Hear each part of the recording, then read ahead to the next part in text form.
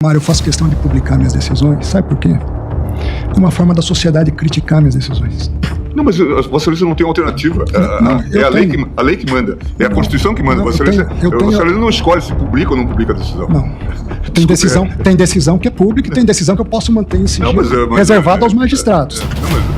É distinto. Não, mas a rigor as decisões têm que ser publicadas. Não, nem todas.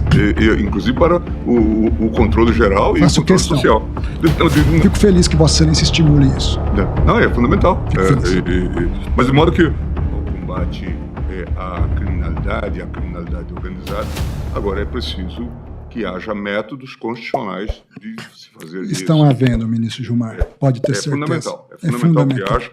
O que eu não vou admitir é tentativas que eu tenho visto de desacreditar de forma indevida a atuação, seja minha como relator, seja dos investigadores. Não vou. Eu não vou transformar o certo em errado e nem vou admitir que isso seja feito. Então, a investigação, no que depender de mim como relator, seguirá seu curso. Interessante a questão da delação. Eu sempre disse para os advogados, não estou preocupado com delação. Primeiro que eu não prendo para fazer delação. Não me permitiria isso. Não dormiria tranquilo se eu fizesse isso. Em segundo lugar, que a delação é um ato de vontade da defesa. Alguns advogados vêm para mim, mas você não vai pegar todo mundo? Eu falei, eu estou preocupado em pegar o que a investigação determinar. Não estou preocupado se será todo mundo ou não.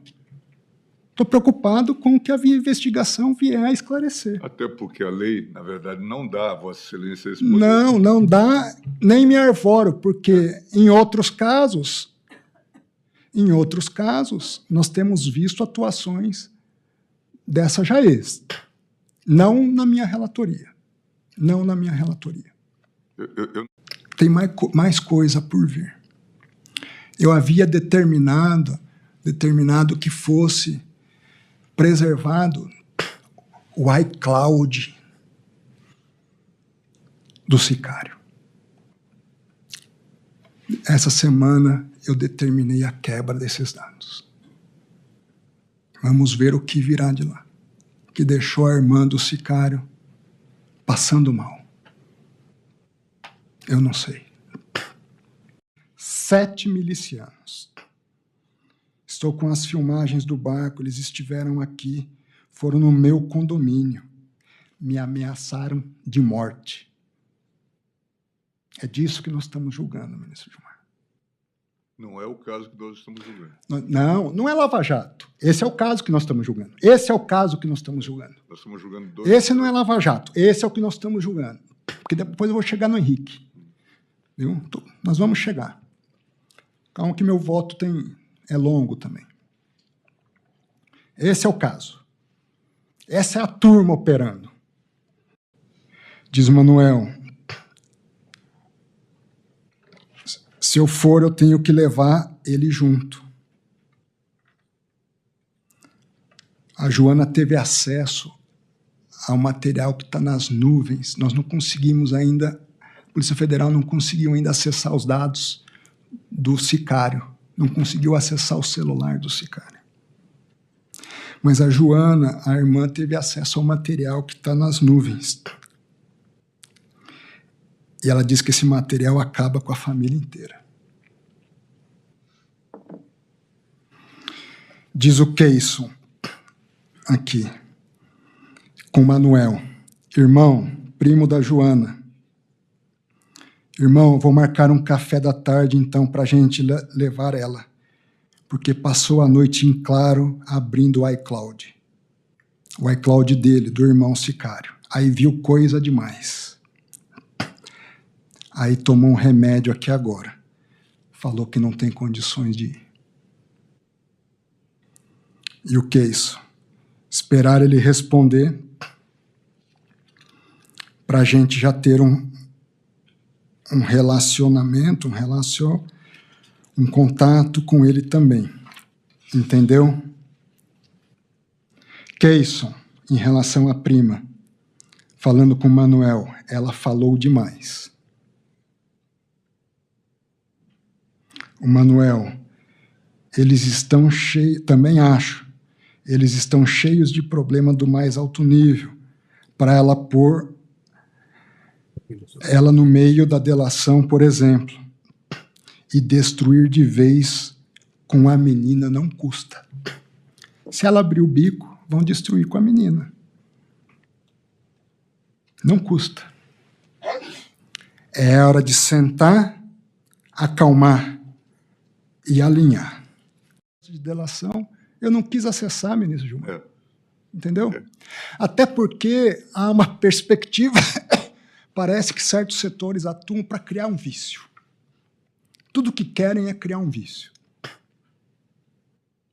Há um sistema articulado para isso. Eu não sou cego.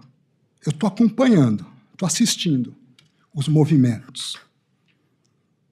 Não, eu acho que todos nós devemos zelar para evitar ensejarmos não só a nulidade, mas a hipótese de suspeitas sobre a condução do... E mais que isso, ministro Gilmar, tentativas de obstaculizar as investigações.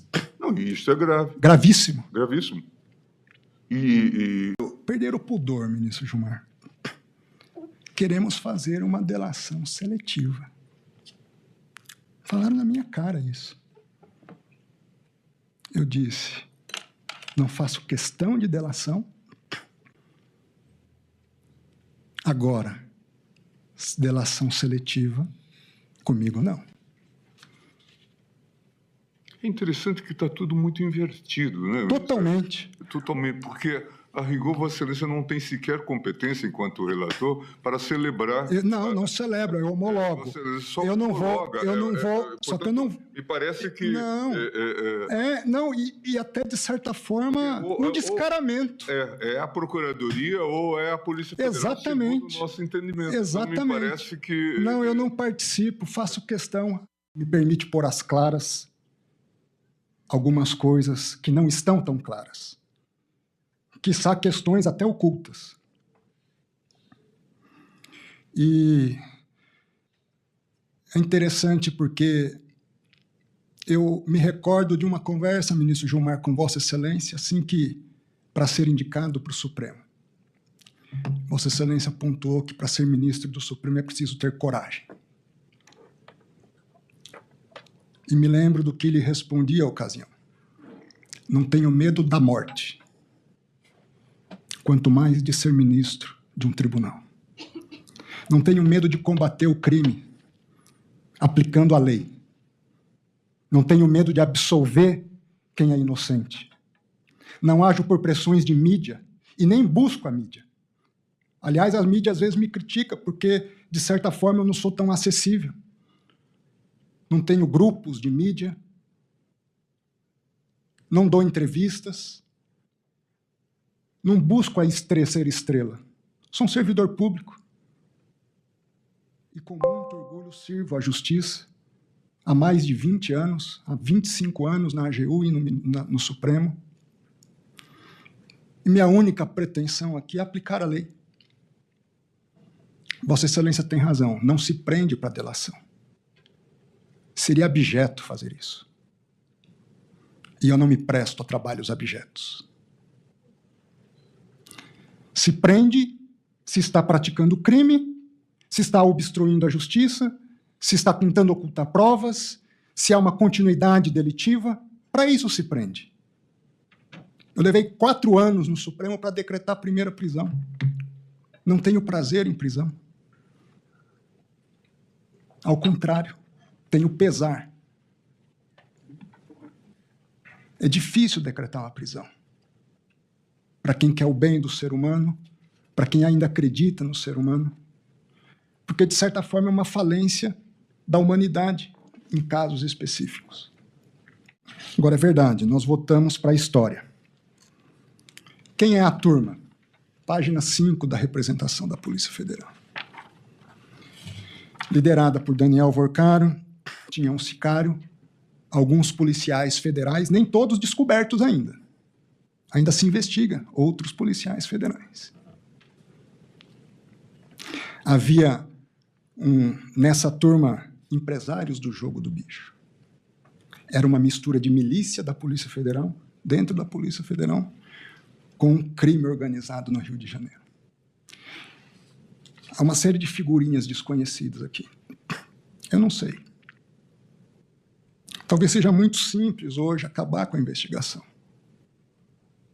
Basta alguns desses desconhecidos, talvez atentar contra a integridade física do relator. É disso que nós estamos tratando. Eu não sei. Eu sei que hoje, para parar do jeito que está, o polo mais frágil sou eu. Mas, como eu disse, é preciso ter coragem. Primeiro, dizer que nós não estamos aqui a julgar Lava Jato. Não vou avaliar Lava Jato, não é o objeto do julgamento.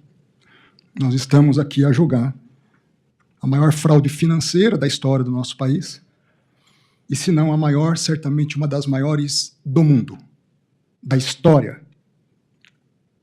E essa fraude tem algumas peculiaridades. Não é simplesmente um crime do colarinho branco. É mais do que isso. Não são simplesmente atores num gabinete na Faria Lima, nos palácios, que praticaram fraudes e crimes de corrupção, de lavagem de dinheiro, de prejuízos ao sistema financeiro nacional, de dilapidação de um fundo garantidor das poupanças do nosso país. Não. Aqui há contornos de máfia. Há contornos de crime organizado mafioso, de fuzis, de metralhadoras, de armas raspadas, de infiltração no sistema policial.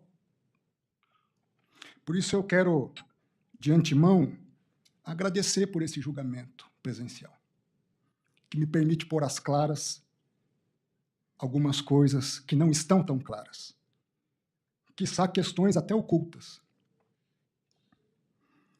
E é interessante porque eu me recordo de uma conversa, ministro Gilmar, com Vossa Excelência, assim que, para ser indicado para o Supremo. Vossa Excelência pontuou que, para ser ministro do Supremo, é preciso ter coragem. E me lembro do que lhe respondi à ocasião. Não tenho medo da morte, quanto mais de ser ministro de um tribunal. Não tenho medo de combater o crime, aplicando a lei. Não tenho medo de absolver quem é inocente. Não ajo por pressões de mídia e nem busco a mídia. Aliás, a mídia às vezes me critica porque, de certa forma, eu não sou tão acessível. Não tenho grupos de mídia, não dou entrevistas, não busco ser estrela. Sou um servidor público e, com muito orgulho, sirvo à justiça há mais de 20 anos, há 25 anos na AGU e no Supremo. E minha única pretensão aqui é aplicar a lei. Vossa Excelência tem razão, não se prende para delação. Seria abjeto fazer isso. E eu não me presto a trabalhos abjetos. Se prende se está praticando crime, se está obstruindo a justiça, se está tentando ocultar provas, se há uma continuidade delitiva, para isso se prende. Eu levei 4 anos no Supremo para decretar a primeira prisão. Não tenho prazer em prisão. Ao contrário, tenho pesar. É difícil decretar uma prisão. Para quem quer o bem do ser humano, para quem ainda acredita no ser humano, porque, de certa forma, é uma falência da humanidade em casos específicos. Mas esse caso se reveste de singularidades. E eu queria apontar algumas 5 singularidades. Antes de adentrar em questões específicas, sobre possíveis vazamentos. Nos meus autos, todo vazamento é apurado. Já teve policial federal afastado por vazamento. Aliás, segundo me disseram, não sei se é verdade, caso inédito de apuração com resultado. ao mesmo tempo, quando havia risco de vazamento na CPI, eu imediatamente mandei devolver o material para a Polícia Federal, para evitar vazamentos. Sobre transferências de presos, eu me lembro, foi um choque para todos nós, a morte do Sr. Felipe Mourão, conhecido como Sicário. Me custou acreditar que fosse um suicídio. Infelizmente, eu tive que ver a cena, uma cena dura, doutora Cláudia, ver um ser humano tirando a própria vida. Lamentável, mandamos investigar, ministro Cássio, com a suspeita de que pudesse ter sido uma queima de arquivo, alguma coisa do tipo, mas todos os indicativos até agora da Polícia Federal indicam que não foi isso, que foi um ato voluntário dele.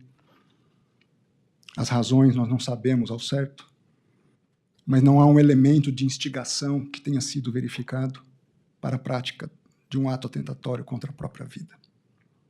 Naquele momento, a Polícia Federal, muito preocupada, entra em contato com o meu gabinete, comigo. Como nós não sabíamos, o que se sabia, ministro Cássio, é que havia envolvimento de um crime organizado pesado, uma turma com sicário, com policiais federais infiltrados na organização criminosa, com um grupo de hackers, ainda todos desconhecidos. Era com o risco da integridade física de Daniel Vorcar. E num ato momentâneo, a Polícia Federal pede para que ele vá para um presídio federal, porque não se sabia a penetração desse crime organizado todo. Às vezes é uma comida envenenada, às vezes é uma água, e se apaga uma pessoa, ou se apaga um arquivo. Tomei a decisão única e exclusivamente para preservá-lo naquele momento. Uma decisão dura, mandar para o presídio federal. Tomo a decisão, chamo os advogados e digo o seguinte para os advogados. Diante do quadro atual, se os senhores têm segurança da integridade física do cliente dos senhores, em um outro local eu transfiro. Os próprios advogados, nós não temos também, ministro. Então, assim que nós tivermos o melhor esclarecimento das coisas, na primeira oportunidade eu devolvo ele para um sistema menos rígido. Foi por isso que ele foi para lá, ministro Gilmar. Para preservar uma vida humana, por mais duro que fosse. Não foi por outra razão. E tive a deferência com a defesa de expor isso. Mas nem a defesa se sentiu tranquila de que em outro local o cliente deles estivesse seguro. Sobre os documentos que chegaram há pouco, estavam em outra PET, agora foram juntados há 10 dias atrás. Eu mesmo não tinha me detido sobre eles. Agora, eu fiquei sabendo hoje, por volta de 9, 10 da manhã, do processo. Imediatamente eu dei ciência a todos. Não sabia. Essa foi a única e exclusiva razão. Agora, é verdade, nós votamos para a história. Quem é a turma? Página 5 da representação da Polícia Federal. Liderada por Daniel Vorcaro, tinha um sicário, alguns policiais federais, nem todos descobertos ainda. Ainda se investiga outros policiais federais.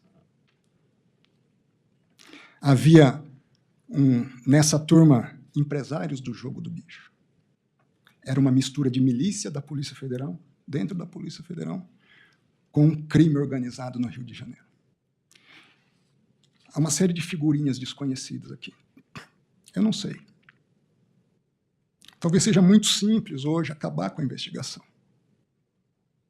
Basta alguns desses desconhecidos, talvez atentar contra a integridade física do relator. É disso que nós estamos tratando. Eu não sei. Eu sei que hoje, para parar do jeito que está, o polo mais frágil sou eu. Mas, como eu disse, é preciso ter coragem. O que fazia essa turma? Era um grupo de WhatsApp? Eram só conversas de WhatsApp? Um dos advogados chegou a cogitar isso. Me permitam tornar mais claras as coisas. Felipe Mourão consta da representação, ele recebe a identidade, documentos de identidade, RG e CPF, de um senhor chamado Luiz Felipe. Esse senhor era capitão de um dos barcos, que operava a partir da cidade de Angra dos Reis. E no curso desses diálogos sobre o Felipe, entre o sicário Felipe, Daniel Vorcaro, sobre esse Luiz Felipe, Daniel Vorcaro diz: ele me disse que estava sendo chefe do restaurante. Há também um senhor chamado Leandro, que era um chefe de restaurante, que trabalhava ali também nas festas concernentes ao que se realizava no iate. E Felipe Mourão diz: a turma quer saber como foi e o motivo em relação ao que estava ali sendo demandado em relação a Luiz Felipe. Então, se agrega também a figura de Leandro, diz Daniel Vorcaro, ele, Leandro, me disse que estava sendo chefe num restaurante, num hotel em Angra dos Reis. Esse outro, o chefe, foi na onda, era o chefe de cozinha. Mas o principal é o primeiro, que era o capitão do barco, Luiz Felipe. Diz Daniel Vorcaro, levanta tudo dos dois. Mensagem seguinte, e da família? Tudo. Felipe Mourão, no avanço das conversas, já estou mandando tudo completo. Aguardo uma direção, ou qual o caminho a ser tomado. Na PF, não constou nada. O sicário com dados de pesquisas das pessoas na Polícia Federal. Acessos a sistemas da Polícia Federal. Já puxamos no da PF, do Tribunal de Justiça, esse normalmente até aberto. Daniel Vorcaro, vamos ter que agir antes de eu voltar. Ideal é você ir com o Fabiano e com a polícia, se referindo a Fabiano Zettel. Tem que ir com 2 policiais, diz Vorcaro. Felipe Mourão, só me passar que eu vou na hora. Daniel, combina com Fabiano ir na segunda. Daniel Vorcaro, mas tem que ir Fabiano e você também. Não sei nem se é melhor a turma, polícia ou de bicheiro para vagabundo. Polícia, às vezes, não vai intimidar tanto. Tem que ir bicheiro para vagabundo. Felipe Mourão, você quem manda, me fala que eu vou com quem você quiser. Eu vou com Fabiano, vai ser PF. Se você quiser, vou com o pessoal do Rio. Eles também é só chamar que vão na hora. Daniel, acho que tem que ser os 2. O bom de dar sacode no chefe da cozinha primeiro. O outro já vai assustar. Felipe Mourão, acabei de falar com a turma, só aguardando o que fazer. E prossegue. Felipe Mourão pergunta a Daniel Vorcaro se Daniel Vorcaro havia decidido quem iria. Os policiais federais ou os policiais do Rio de Janeiro. Em seguida, Felipe Mourão reencaminha um áudio do policial federal Marilson, no qual ele afirma que estavam prontos, só aguardando um posicionamento. Felipe Mourão pergunta a Daniel Vorcaro se poderiam falar por ligação de WhatsApp. Falam cerca de 30 minutos após, por pouco mais de 3 minutos.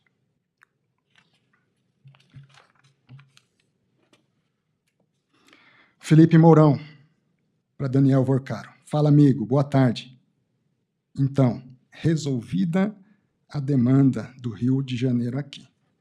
Estamos em QAP, só aguardando o posicionamento da situação Tá bom? Opa! Ele responde. Você é um palavrão.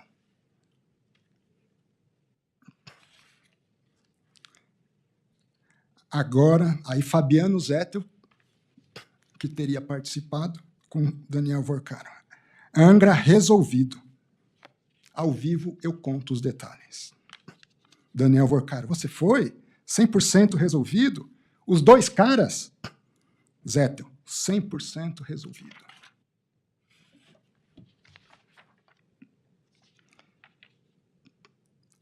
E ao registro depois de uma fala do Luiz Felipe, que era o capitão do barco,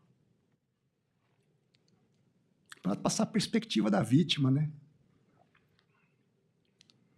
O Luiz Felipe conta para uma outra pessoa: eu estava realmente precisando conversar com você, Marcos, até pelos fatos que aconteceram, não sei se está ciente. Está ciente, Luiz Francisco? O Luiz Francisco responde o Luiz Felipe, o capitão do barco, sobre os milicianos que vieram me ameaçar aqui dentro da Marina, em nome do Daniel Vorcaro. Está sabendo disso? Luiz Francisco diz, não. Então, o capitão do barco, então, eu estou lhe afirmando, e a testemunha é o próprio Mateus que presenciou, eu estava em São Paulo com você, 7 milicianos. Estou com as filmagens do barco, eles estiveram aqui, foram no meu condomínio, me ameaçaram de morte. É disso que nós estamos julgando, ministro Gilmar. Não é o caso que nós estamos julgando. Não é Lava Jato. Esse é o caso que nós estamos julgando. Esse é o caso que nós estamos julgando. Nós estamos julgando dois. Esse não é Lava Jato. Esse é o que nós estamos julgando. Porque depois eu vou chegar no Henrique. Viu? Nós vamos chegar. Calma que meu voto é longo também. Esse é o caso. Essa é a turma operando. Luiz Felipe.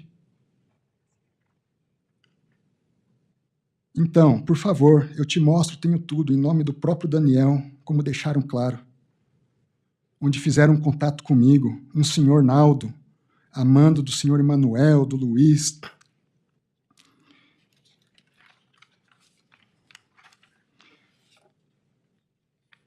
Luiz aduziu ainda que desse cenário precisou sair corrido de Angra, com a sua família. Não foi um passeio no parque. Não foi um passeio em Angra.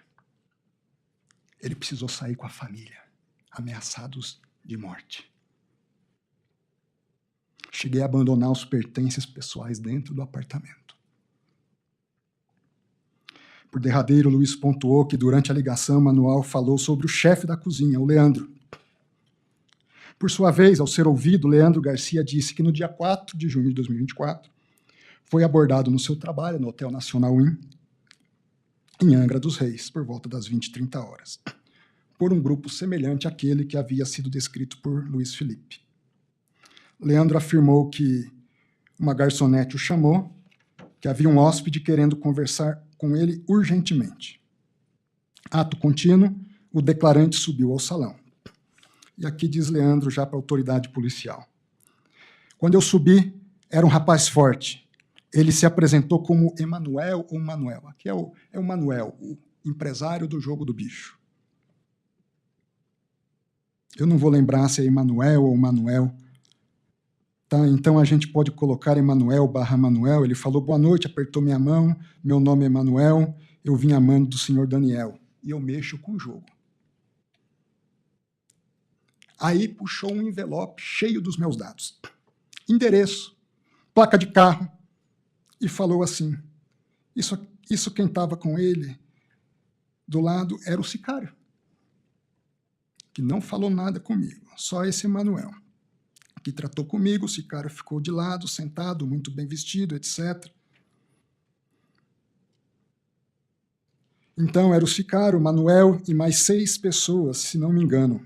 Eu acredito que era o total de 7, 8, não vou lembrar bem. Porque disso que eles conversaram comigo, ele falou, meu pessoal está aqui.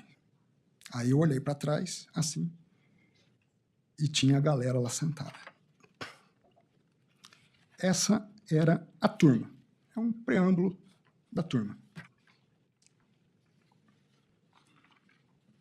Mas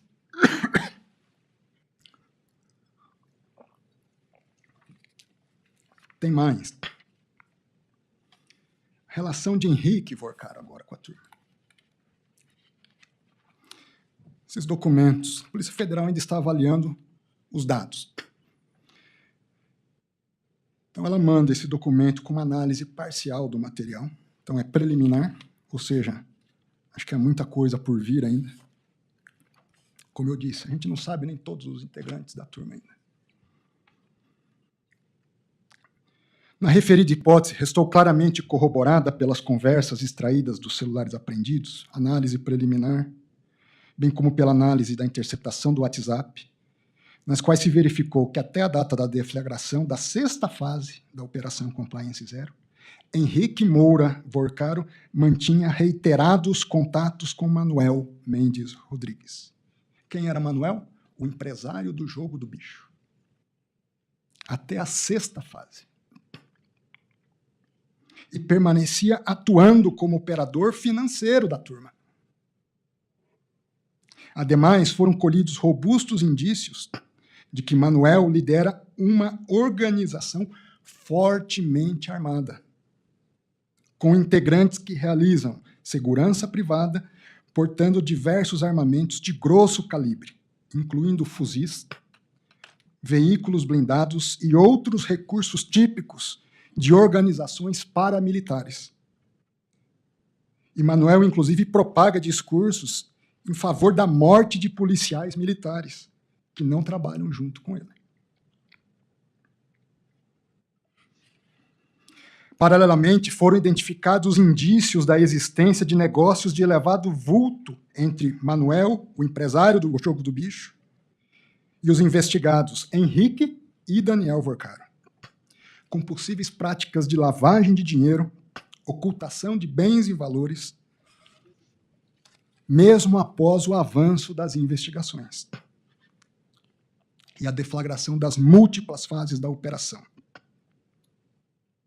Também se apurou que, após o falecimento de Felipe Mourão, o sicário, Manuel, com a ciência e anuência de Henrique, deslocou-se até a cidade de Belo Horizonte para se reunir com familiares do sicário, notadamente a sua mãe e a sua irmã, com a finalidade de evitar eventual colaboração dessas com autoridades. Ele foi lá para obstruir a justiça. Amando do Henrique, disposto a pagar pelo silêncio.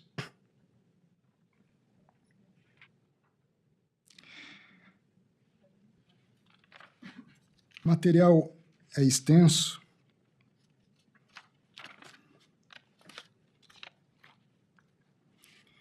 Conversas entre Manuel e Henrique. De início, se registra que Manuel e Henrique mantinham um contato frequente, até a véspera da deflagração da 6ª fase da operação, nos dias 14 de maio. Até a véspera, um dia antes da operação, da prisão. Apenas no dia 13 de maio, 2 dias antes da prisão, ou melhor, um dia antes da prisão, foram 1, 2, 3, 4, 5, 6, 7 mensagens. E 12 e 13 de maio, os 2 dias que antecederam a operação, 9 chamadas entre os dois. Uma de 4 não completadas, uma de 2 minutos, uma de 3, uma de 4, uma de 3, uma de 1, uma de 5, uma de 1, uma de 27 minutos e uma de 3 minutos. As conversas entre ambos envolveram discussão sobre pagamento de valores e tratativas relacionadas às questões das investigações. Pagamentos, cobranças de 400 mil, de 800 mil, pagamentos de 200, alguns menores. Interessante, o Dr. Pacelli até se esforça na argumentação para dizer que havia um contrato de segurança de um terreno. Eu li com atenção dos contratos que falam da segurança do terreno, é um contrato particular de prestação de serviços de segurança e vigilância. Cláusula 1ª do contrato. O presente contrato tem por objeto a execução de serviços específicos de consultoria, segurança, monitoramento e vigilância do imóvel de propriedade do contratante na cidade de Campo Grande, Rio de Janeiro. Valor dos serviços, 13 mil mensais.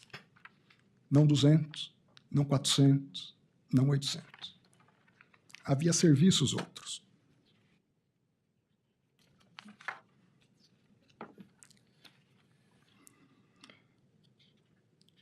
Verifica-se que até a 6ª fase da Operação Compliance Zero havia um contato permanente entre Henrique e Manuel em relação aos serviços da turma. Depois eu vou detalhar com mais vagar.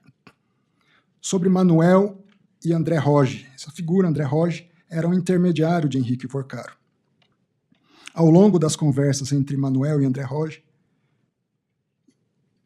qual utilizava número X, estava salvo nos contatos como André Roge HV.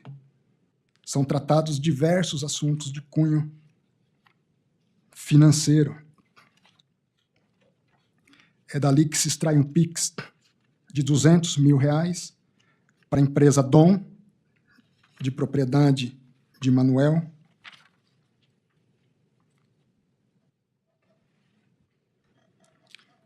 o que indica que esses terceiros também estariam responsáveis por pagamentos devidos por Daniel Vorcar enquanto esse estivesse preso. E das tratativas de Henrique Vorcaro, Manuel Mendes e a família de Felipe Mourão, o sicário. A irmã dele não é investigada, é uma testemunha. E eles estavam articulando para influenciar testemunhas. Obstruir justiça. É disso que se trata. É por essas questões que ele está preso. É por essas questões que ele está preso. Uma máfia organizada. Terreno do Rio. Havia um grupo, Terreno do Rio. Será que eles tratavam do assunto do terreno? Vários assuntos. Nada sobre terreno. Joana, irmã de Felipe, para o primo, Keyson. Keyson, diz Joana, sabe o que eu estou passando. A dor e a ausência dele são insuportáveis. Não como. Eu estou pesando 45 quilos. Não durmo. A conversa segue. Joana escreve, dia 26 de abril, HV, Henrique Vorcaro, não se manifesta com nada, cifrão. O que eu tenho aqui acaba com a delação do filho, do cunhado e ainda coloca ele atrás das grades.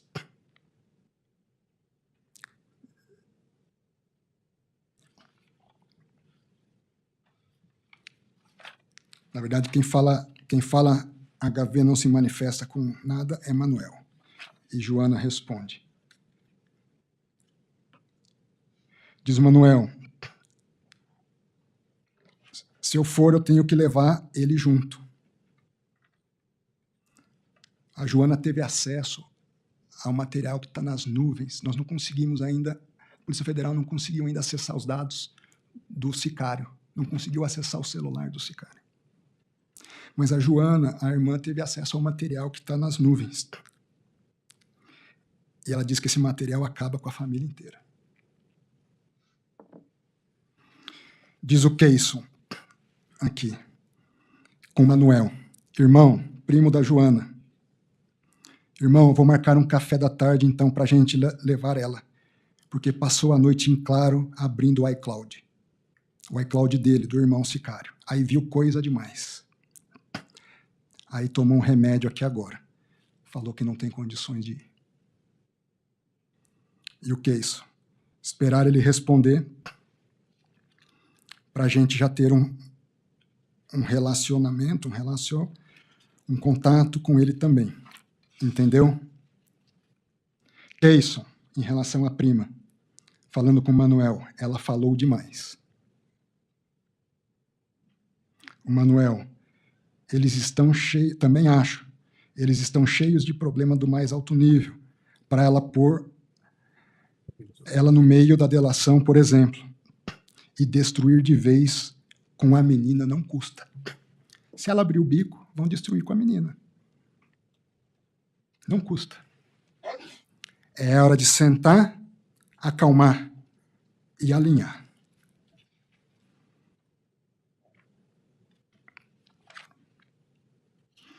Ainda no dia 28 de abril, Manuel envia mensagens a Henrique Moura Vorcaro.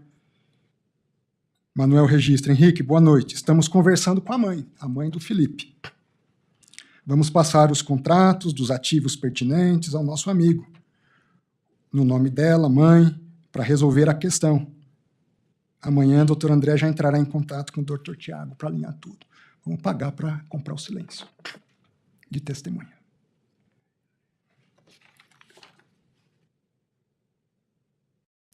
Aparentemente, os avisos de Joana sobre o material incriminador permaneciam ativos, pois ela envia para Manuel, no dia 7 de maio de 2026, um link no Instagram. E em seguida ela escreveu: já foi o filho, foi o genro, hoje é o sobrinho, e no que depender de mim, eu vou falar e vou entregar o Daniel, o Henrique também.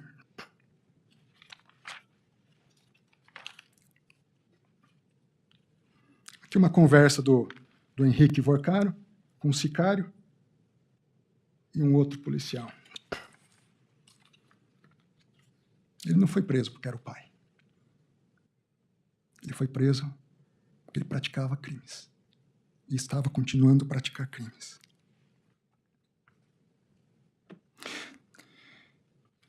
Depois, me dá uma perspectiva de quando teremos os dados da mãe do falecido, por favor.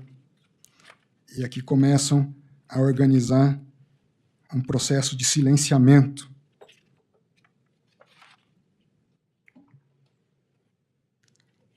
Manuel, fica tranquila, Joana. Nós vamos nos ajudar um ao outro.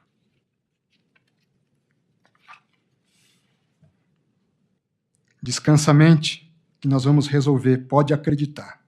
Tem a minha palavra. A Joana, é muito difícil descansar com tudo isso. Você não imagina o que estamos vivendo há 54 dias.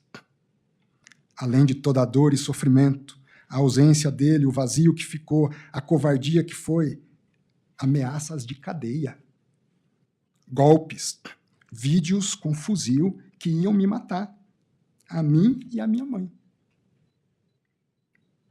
Medo.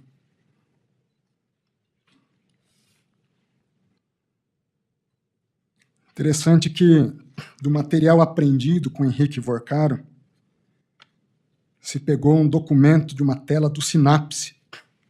Sinapse é uma base de dados, um programa interno da Polícia Federal de Inteligência. Acesso restrito, não é qualquer um que tem acesso. Ali você puxa tudo, puxa passaporte, todas as empresas que você tem, se tem alguma investigação, se tem um processo. Foi apreendido com Henrique Vorcaro uma tela do Sinapse, com consulta de dados de Augusto Conte. Fui pesquisar quem é Augusto Conte. Achei uma matéria recente, jornalista Mariana Barbosa, do UOL. Primeiro sócio de Vorcaro na Faria Lima revela a origem fraudulenta do Master. Nessa matéria consta que Augusto Conte teria liderado uma estruturação com fundo de 200 milhões, etc., tratado das questões de um projeto de um hotel, o Golden Tulip, que nunca saiu do papel, segundo a matéria. Foi grande o golpe dos Vorcaro, ele relata. Diz que os Vorcaro eram muito queimados em Belo Horizonte. O pai brigava com todo mundo. Tinha uma época que andava armado. Aos poucos, comecei a dar roupagem para eles em São Paulo. Ensinei como funcionava o mercado financeiro. Antônio Augusto Conte diz que foi vítima do esquema dos desvios na construção do hotel, parcialmente desvendado na Operação Fundo Perdido de 2014. Antônio relata que levou outros 2 golpes do grupo de Vorcaro, na compra do Banco Máxima, que deu origem ao Master, e posteriormente no Banif, hoje Banco Master Múltiplo, dono do Will Bank. Veja, houve um desentendimento entre sócios. O que se encontra com o Henrique? Dados do Sinapse de alguém que houve desentendimento. É assim, ou você compra, mas se não compra, você ameaça. É assim que funcionava.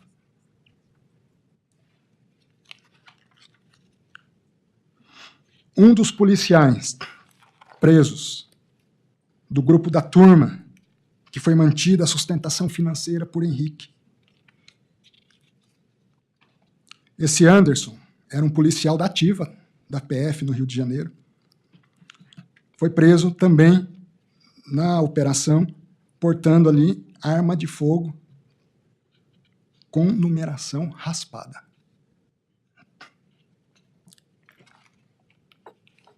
Anderson possuía em sua posse uma arma de fogo tida como não existente e de caráter não rastreável pelo Estado. Vale dizer, capaz de ser utilizada em qualquer ação criminosa com segurança. E a certeza de que os órgãos de persecução penal jamais conseguiriam vincular o uso do armamento ao policial federal ou à pessoa que eventualmente o utilizasse.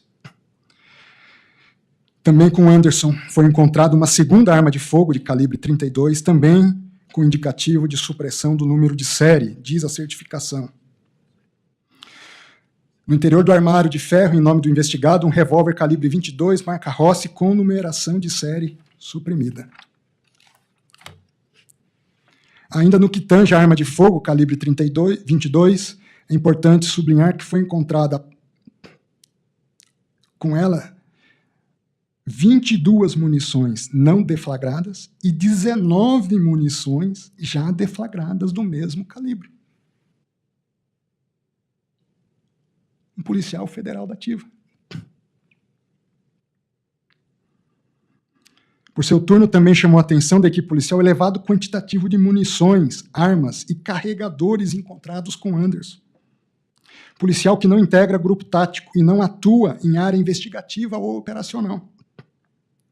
Com efeito, foram apreendidos ao todo, na posse de Anderson, 1.192 munições de diversos calibres, 18 carregadores de munições de variados calibres, 5 armas de fogo, sendo que dessas apenas uma era arma funcional, e 2 com indicativos de raspagem da numeração de série. Mas não para. Além desse elevado número, é importante especificar que foram encontradas munições calibres .556. São projéteis para fuzis. 182 projéteis de fuzis. A turma.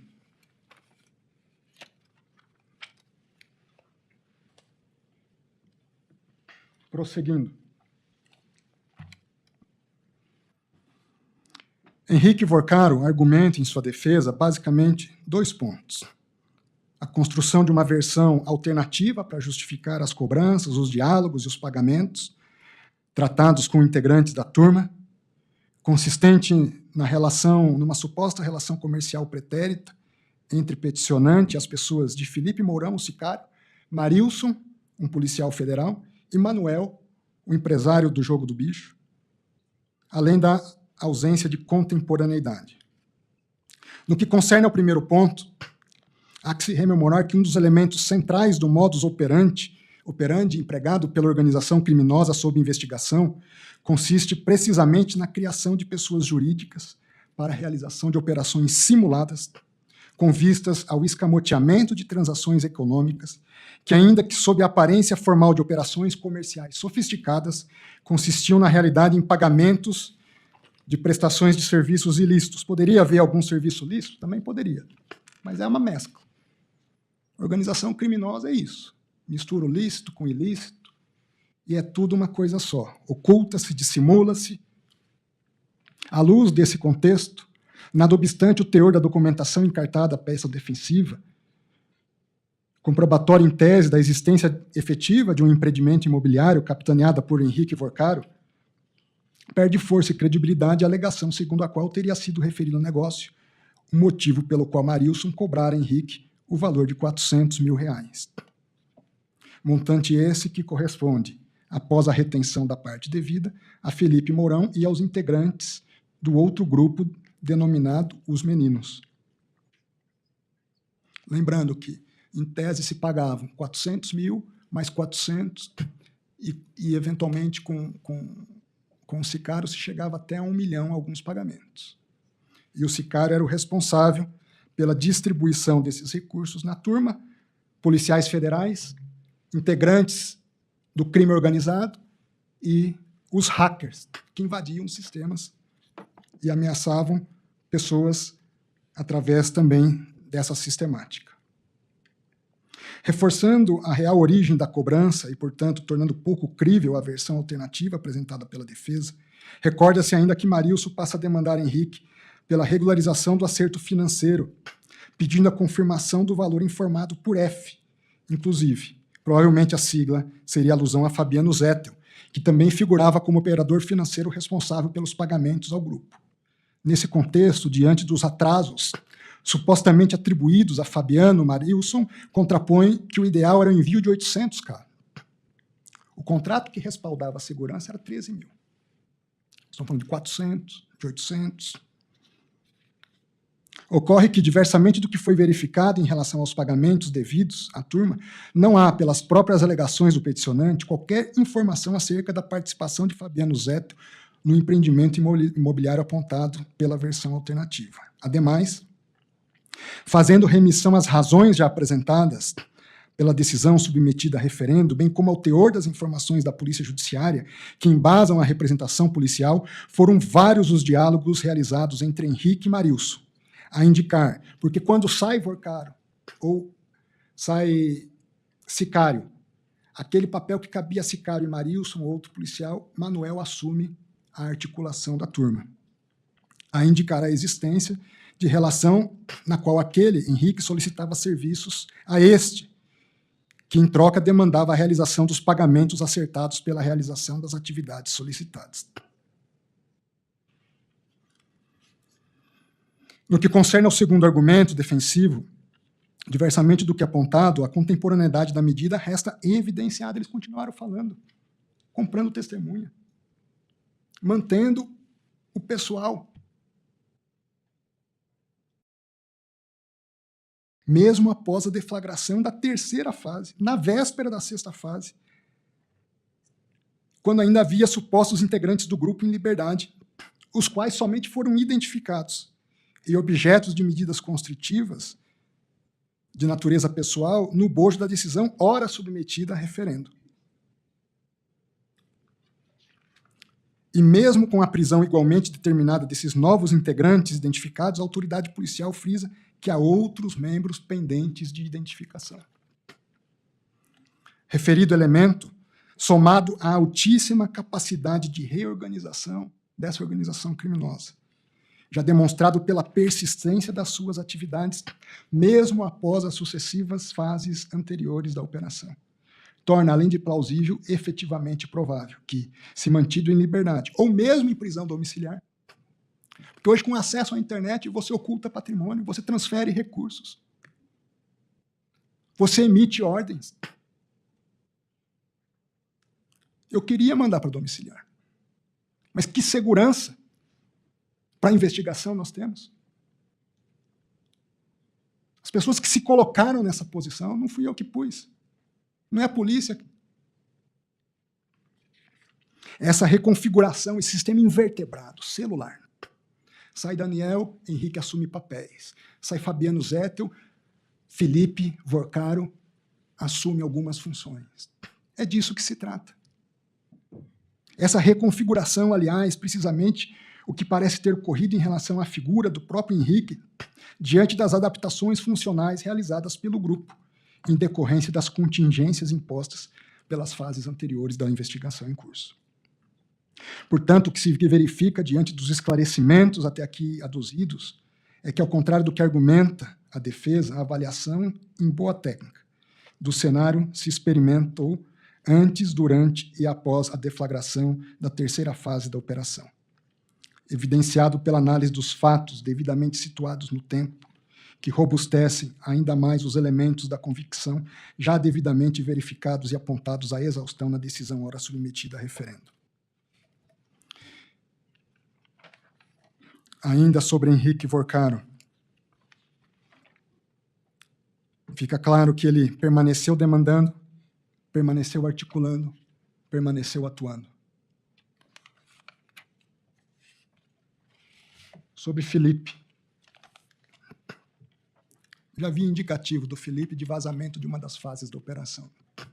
Há uma cena em que, na madrugada, ele foge num carrinho de golfe, horas antes, momentos antes da Polícia Federal chegar.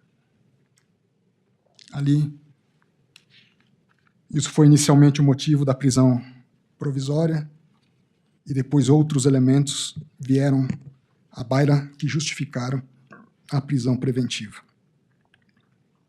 No que concerne especificamente a Felipe, a essa conversão da modalidade prisional, a Polícia Federal realçou que a sua perícia técnica logrou êxito na extração e tratamento de dados extraídos do celular apreendido a Felipe, sendo tais dados analisados em conjunto com o relatório de inteligência financeira número tal,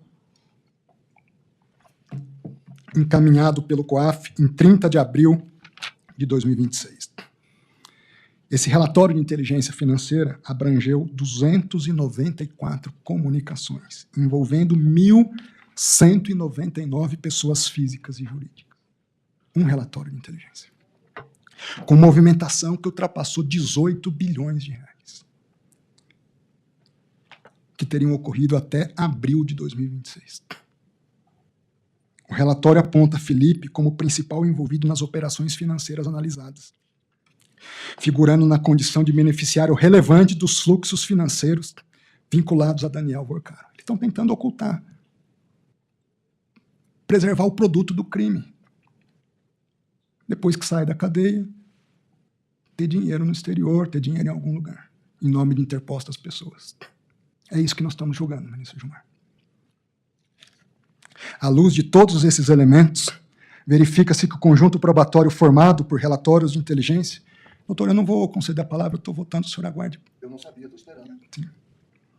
À luz de todos esses elementos, verifica-se que o conjunto probatório formado por relatórios de inteligência financeira, dados extraídos dos dispositivos eletrônicos e análise de operações financeiras indica a existência de uma estrutura complexa e sofisticada, com a utilização de holdings, sociedades de propósito específico e contas de passagem para dissimular os recursos de origem ilícita, além da participação ativa do investigado Felipe em operações relevantes, inclusive com repasses a núcleo político e movimentações de elevada monta. As investigações identificaram a utilização da extensa rede de pessoas físicas e jurídicas, por meio das quais os mesmos sócios se repetem em diferentes estruturas societárias, revelando um mecanismo voltado à ocultação da origem dos recursos. Destaca-se ainda a reiteração das condutas, mesmo após o início das investigações, inclusive com a criação de novas estruturas societárias e a realização de operações financeiras recentes, o que evidencia a contemporaneidade dos fatos e o caráter permanente dos ilícitos investigados.